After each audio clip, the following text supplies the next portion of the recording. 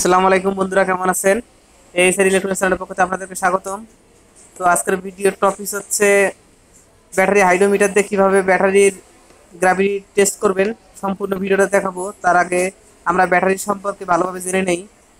তো ব্যাটারিতে আমরা যে যে ওয়াটারটা ব্যবহার করি সেই ওয়াটারটার ভিতরে 40% আমাদের সালফিউরিক অ্যাসিড ব্যবহার করি এবং 60% থাকে ডিস্টিল ওয়াটার বা বৃষ্টির পানি আমরা ইউজ করতে পারি। তো একটু কম বেশি হতে পারে, কিন্তু এসব পানি আমাদের খাওয়া যাবে না। তো এই পানিটা সালফিউরিক অ্যাসিডের পানি যখন থাকে তখন এটি একটি এটা তখন ইলেকট্রোড নামে পরিচিত হয়ে যায়, তখন আমরা ইলেকট্রোড বলে থাকি। তো এখন দেখতে পাচ্ছেন আপনাদের সামনে একটি সেল নিয়ে আসছি। তো একটা ব্যাটারির পজিটিভ পজিশন এবং নেগেটিভ পজিশন তৈরি হয় কি দিয়ে দেখেন, পিবি লেড, অর্থাৎ যারা রসায়নের স্টুডেন্ট তারা অবশ্যই বলতে পারেন পিবি লেড যেটা আছে এটা হচ্ছে সবসময় নেগেটিভ প্লেট হয়। এবং পিবিও টু হচ্ছে অক্সিজেন ডাইঅক্সাইড, অর্থাৎ পিবিও টু মানে আপনার লেড ডাই অক্সাইড দিয়ে আপনার পজিটিভ প্লেট তৈরি হয়। আর এই দুইটাকে আমরা সংক্ষেপে বলি হয় ইলেকট্রোড। এই সেল এই যে ইলেকট্রোডগুলো আছে এর সবসময় বেজোর হয়। বেজোর সংখ্যা নিয়ে দেখা যায় একটি পজিটিভ একটি নেগেটিভ, দুইটা মিলে একটি সেল তৈরি হয়। অর্থাৎ আমাদের এই সেলগুলো যত বেশি হবে আমাদের এম্পিয়ার তত বৃদ্ধি পাবে।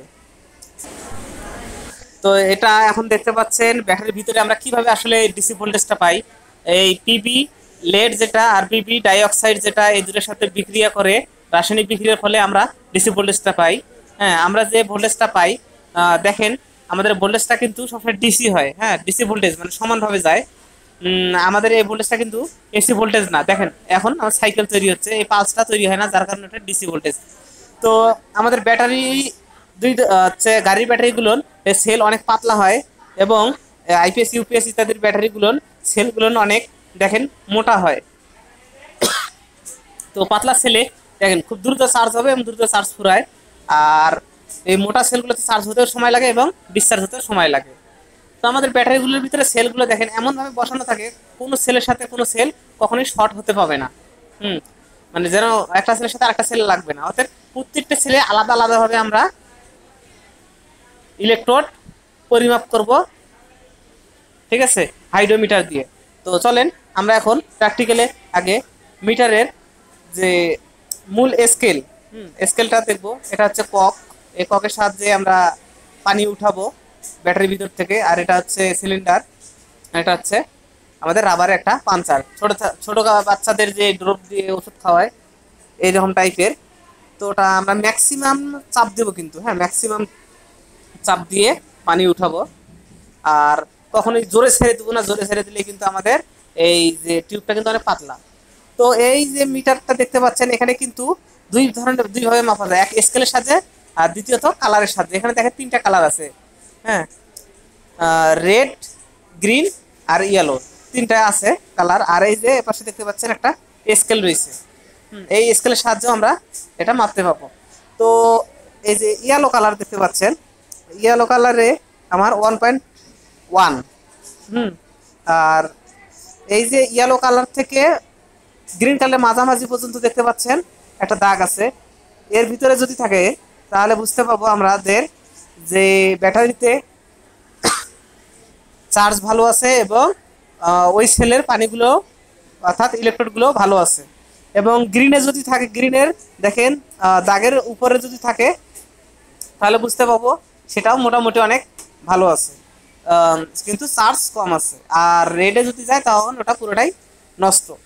তো এই যে এখন আমাদের স্কেল যেটা আছে, স্কেলে মাপ কিভাবে মাপবেন, তাই তো দেখেন এপাশে অনুযায়ী এই যে উপর থেকে শুরু হয়েছে কিন্তু 1.1, আর হচ্ছে পয়েন্টের পর ডাবল জিরো আছে, অর্থাৎ অনেকেই এটাকে 1100, 1200, 1300 ধরে। হ্যাঁ, তো এখানে 10টা করে পয়েন্টের পর একটা করে আপনার সংখ্যা বৃদ্ধি পাইছে, অর্থাৎ একটাতে 10 করে আসছে।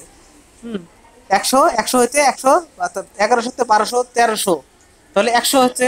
আর 100 হইতে এখানে 10টা পয়েন্ট আছে, 10টা পয়েন্টে তাহলে প্রতি পয়েন্টে 10 10 করে হচ্ছে। তাহলে আমরা উপর থেকে যদি হিসাব করে যাই তাহলে আমরা 10 মাইনাস করে যাব, আর নিচ থেকে যদি হিসাব করে যাই 10 প্লাস করে যাব।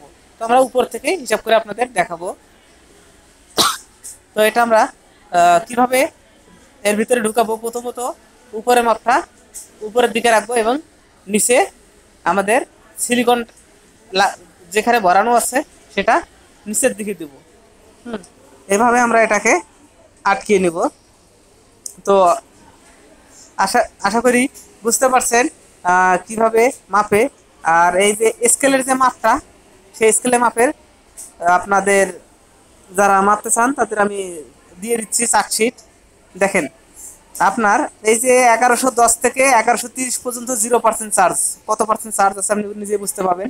তারপরে 1155 থেকে 1165 25% চার্জ আছে। ঠিক এভাবে আপনার 1300 পর্যন্ত 100% চার্জ আছে, এটা বুঝতে পারবেন। হলুদ দাগ,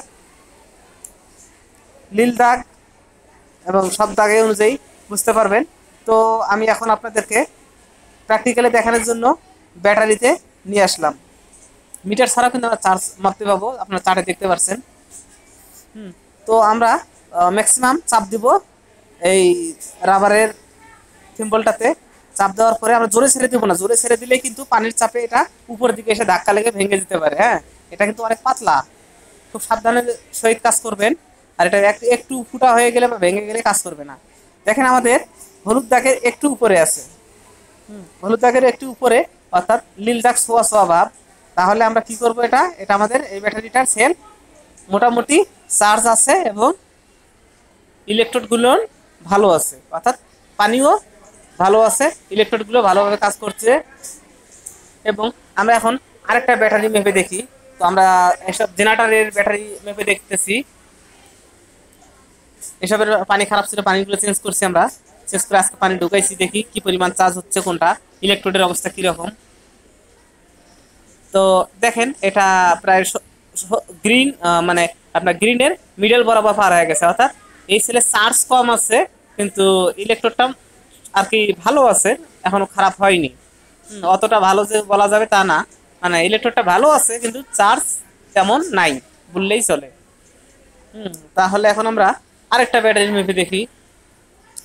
যদি আপনাদের বুঝতে অসুবিধা হয় আমাকে কমেন্ট করবেন, ইনশাল্লাহ আমি আপনাদের বুঝে দেওয়ার চেষ্টা করব।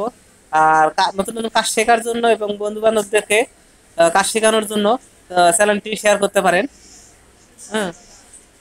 তো এটা দেখেন আমাদের গ্রিন কালারের যে দাগটা আছে দাগের নিচে আছে, অর্থাৎ এই ব্যাটারি তো মোটামুটি আমাদের চার্জ ভালো আছে, অর্থাৎ দ্বিতীয় ব্যাটারির থেকে এটা ব্যাটারি ভালো আছে, দ্বিতীয় ব্যাটারিটা সেল একটু ডাউন আছে। আমাদের ব্যাটারি কিন্তু 6টা সেল থাকে, 6টা সেলেরই কিন্তু আলাদা আলাদাভাবে আমরা পার্ট নিয়ে দেখবো। আমি আপনাদেরকে মানে আলাদা আলাদা ব্যাটারি দেখাচ্ছি, আমার আলাদা আলাদা ব্যাটারি ছিল এই জন্য দেখাচ্ছি কোনটা ব্যাটারি ডিস্টেন্স কিরকম। আপনারা যেটা ব্যাটারি মাপবেন ওই ব্যাটারির 6টা 10টা 12টা যা আছে, যে কটা সেল আছে ওই কটা সেলেরই মেপে দেখবেন। তো আমি 3টা দেখাইছি, এটা নিয়ে আমার 4টা ব্যাটারি হবে। দেখেন এই ব্যাটারিটার কি অবস্থা। নতুন নতুন কাজ শেখার জন্য চ্যানেলটি সাবস্ক্রাইব করেন। ধন্যবাদ।